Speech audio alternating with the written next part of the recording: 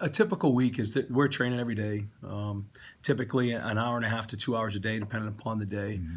So Monday, Tuesday, Wednesday's a different day, more of a kind of a conditioning position, specific conditioning day, and then Thursday, Friday, we typically train linear speed on Mondays and Thursdays, lateral speed on Tuesdays and Fridays.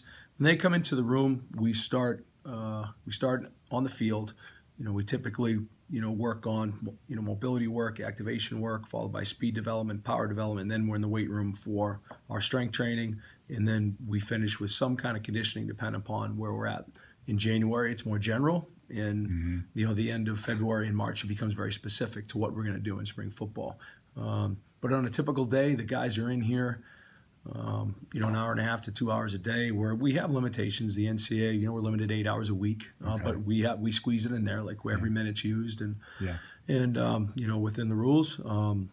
But it's very competitive. I would say if there's one word that I would use to describe this period of time, it's competitive individually. It's competitive with your teammates, because everything we do, we try to measure it, rank it, and post it. Okay. So everything we do, whether you're a line semi-skill guy, or whether you're a running back or a linebacker or an O-line or D-line, you are constantly being measured in what you do, and it's being ranked, and it's going to be posted around the complex, and you're going to get awarded points for it. So the amount of exposure to competition is daily.